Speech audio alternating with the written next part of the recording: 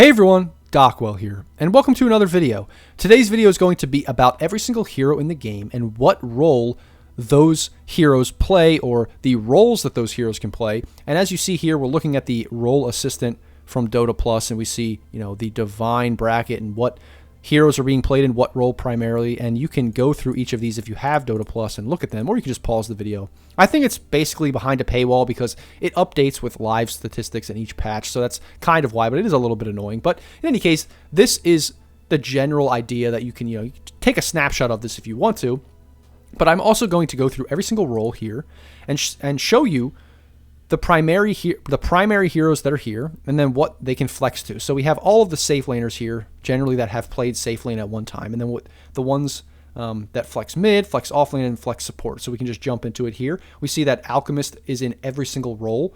He's primarily a safe lane or mid hero, but he can flex to off lane occasionally. He has done that in the past, especially the recent past, and then a while ago, he's been a support, and people are trying to bring that back. So he kind of fits in every single one here, but is primarily safe lane or mid. Then we have all of these heroes. The rest of them basically can play primarily mid or primarily safe lane. It just depends on the patch. It just depends on, the matchups and everything like that. So it's not something that's hard or fast of a rule. It's just a lot of patch dependent stuff.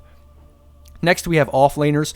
We have Bloodseeker, we have Chaos Knight, we have Lycan, and Razor, and even Ricky. All of these are primarily carries or mids or something like that, but usually Razor's the only one that really goes mid that much. But all of these heroes were primarily carry, but have been shifted to the off lane for one reason or another in the recent past.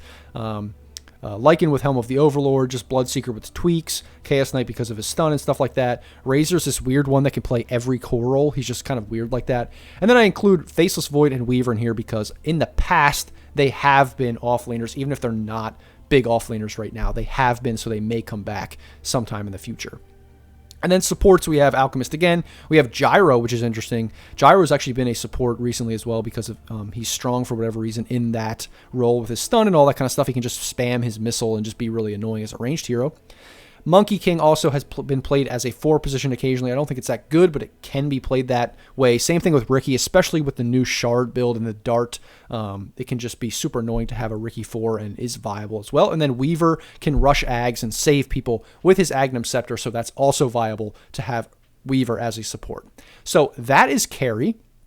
And now we're going to jump to mid. And mid is a little bit more flexible or diverse. There's a lot of different ways you can play mid, more as a carry or a ganker or different kinds of damage or whatever, supporting your team, all these different kinds of things. So there's a lot more heroes. And all of the heroes here have primarily been a mid at one point, or that's some way in which you can think about them. So I don't include heroes like AA or Grimstroke, but I do include heroes like Pudge or something like that, even like Timbersaw, because they do go mid. It's just one of their primary functions. It's not just like a meme build or like some kind of pub thing like AA or other supports. So that's all the mid laners here. You can take a look at it if you want. And then we have the ones that flex carry. These are all extremely similar to the last list. It's just that we have something like Arc Warden, who's mostly a mid, but can go carry. We have Ember, who has gone carry in the past, even though he's primarily a mid. I wouldn't suggest doing this. This is more of like a high-level thing, or just depends on the patch. Lone Druid's a weird one because it's hard to know where Lone Druid fits. I think he's primarily a mid now, but I say he flex carry. He can flex carry because, and he can even flex off lane because he's done those things in the past. It's just kind of weird. He's probably mostly a mid now. And then lastly, we have TA, who only recently was kind of flexing into the carry role, but it could come back. It's probably gone for now, but we'll see what happens in the future. And then we have a lot of offlaners here. A lot of this is because a lot of these heroes, if you notice, have some kind of stun, some kind of control spell, are usually pretty tanky, those kinds of things. So we have a stun here with Bat Rider. He can, be off lane. Brood can just be a really annoying offlaner. A stun here, crowd control and stuns there, a stun there. Lone Druid just has been an offlaner in the past. That's why I include that. Magnus with a stun, all these big stuns. Not necessarily a stun, but a very much an anti-carry hero. So the ones that are probably unique are like Viper has recently been put into the off lane position. We have, Pugna and Puck and Outworld Devourer and or Destroyer and Necro, who are all int heroes, and even like Leshrac. These are all ones that have been off lane at one point if it's a good, strong intelligence hero off lane patch, which just depends on the patch. So, they might not be that good now, but at some point they have been or could be. And then lastly, we have all the ones that can flex to support. Mid is one of those things where a lot of mid heroes can flex to support, or a lot of support heroes can like flex to mid. It just depends on the patch and, you know, the way you play it. So we have Gyro again here, similar to last time. Invoker, I wouldn't suggest it, but it can be done. Similar here with Kunkka with control spells, Leshrac as well. Lina is one of those that is either, you know, full on support or full on mid, has just been like 4 position or mid, and that's pretty much only where she plays. It's just recently she's been a lot of mid, and then in the near past, or the recent past, she's been primarily 4. So she just flexes there. Mag, again, not a great support, but could be. We already talked about Monkey King. Pango is kind of this weird one that can play a lot of different positions, mid, 4, or off lane. Pudge, kind of primarily support now, but has been a mid at one point. We have Quap, who has been a support, sometimes a 4 position in the past, but I wouldn't suggest it being picked now. It's not very viable now, but it could come back. Silencer and Skywrath Mage are basically heroes that are mainly supports now, but they can be picked mid, and they have been picked mid. Same thing with Sniper, same thing with Tinker. I wouldn't suggest picking either of these heroes. Sniper in the past had an Ags build where he would go at 4 position. Tinker could be a new 4 position. We'll just wait and see, but we'll have to see if the pros really pick that in TI or whatever. Tiny is either a mid or a 4 position. Viper, like I said, he's been really good recently, so now he's actually flexed to like 5 positions sometimes, which is crazy. Wind Ranger is another one that's weird because she just doesn't have a specific role. Like, it's kind of mid, but then she can go off lane or support too. So it's just a weirder hero. And then Zeus I just put here because he can sort of be a support. It has been done at times, but he's not like a main support. So that is mid. That's the mid lane for you. Now we'll go to off lane, the last core role here. And off lane is often a lot of tanky heroes, or a lot of heroes that have some kind of stun or initiation, or, you know, supporting their team or snowball the game in some way like that, by taking towers early, like a Timber or like a Bristleback or these kinds of things, but or Brood. And a lot of these heroes can either flex to carry, mid, or support. It just depends on the patch and depends on the strength of the hero and how you build them. So we have a lot of flex to carries. These are all very similar to the other lists that we already looked at. It's just I'm going to include Bristleback here because if he's really strong, he can be a carry. I'm going to include Nature's Prophet here because if Nature's Prophet is really good, sometimes you will even see Nature's Prophet as a carry. And then I'll put Tide here because there's like a Tide carry kind of build. I don't think it's that viable, but it is a thing. And then Venge was a carry in the past because she's an agility hero, but her kit is really weird. So she's actually more of an off-lane hero now, or a support, but has been played as a carry sometimes just because she does have damage and is tanky and other kinds of things like that. So it probably won't be a thing anytime in the near future, but just look out for it. It does exist. It has existed in the past. And second here, we have all the mids.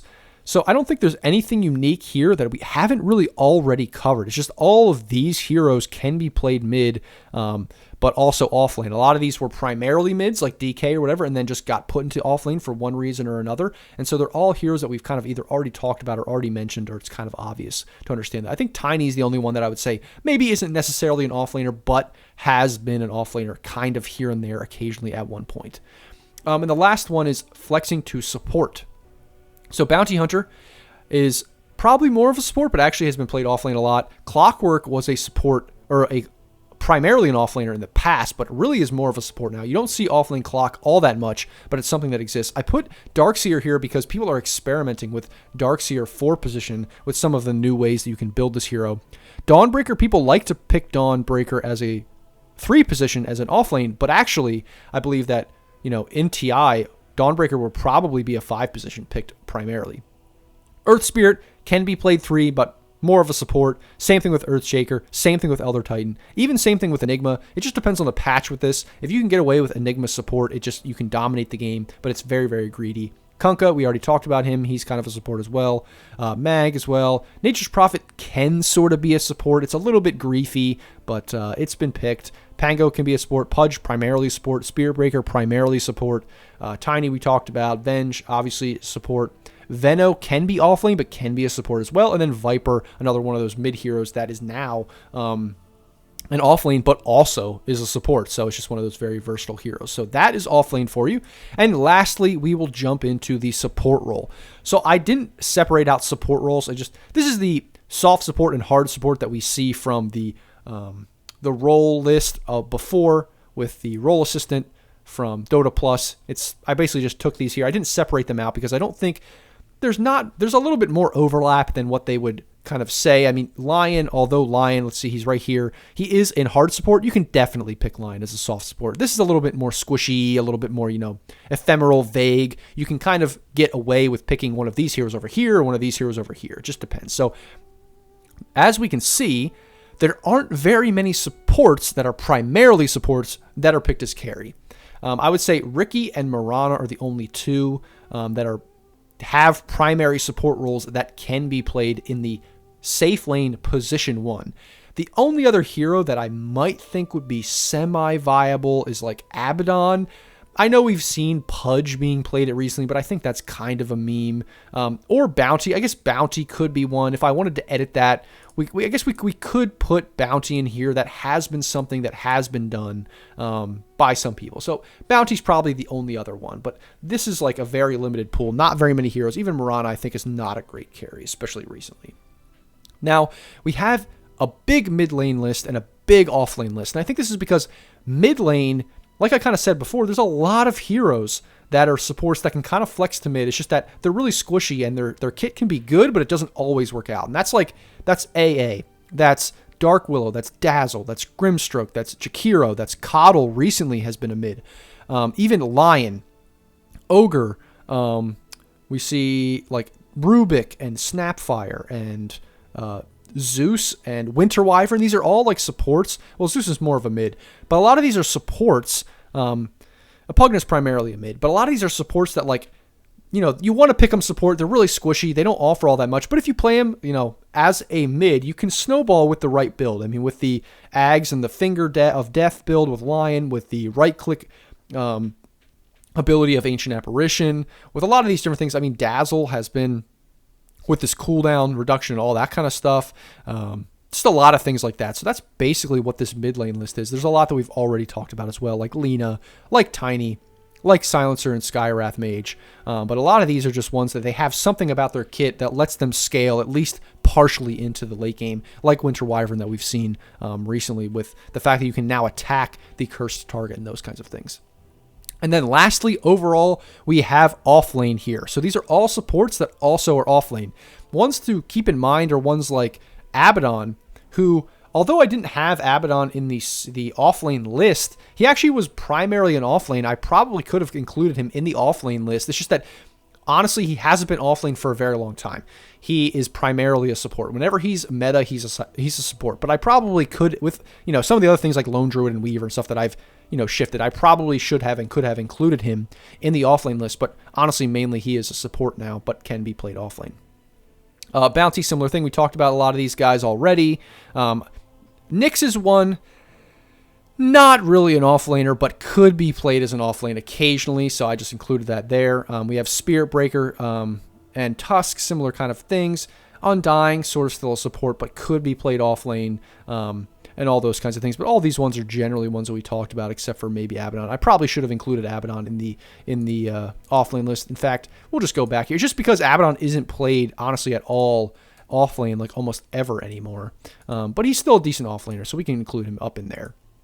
But yeah, this is the support role. These are the ways that they can flex, at least as of now, unless something crazy changes in the future. But that is every hero in the game and what role they play and what they can flex to. So I hope that helps everybody that's new to the game, who's just starting out, or who maybe has played the game a little bit but didn't know all this stuff from the past, like about Weaver or Lone Druid or whatever. Because even if you've been playing and you know generally what it is now, you might not know about past patches and other things like that. And so I kind of showed you some of the ways that people have used these heroes in the past, have flexed them in the past. So as always, guys, I hope you enjoyed the video. If you did, like, comment, subscribe, go join the Discord. It's really, really great.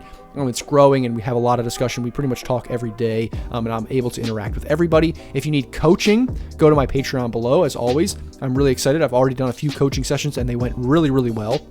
So I'm really happy about that. And as always, guys, thanks for watching, and I'll see you in the next video.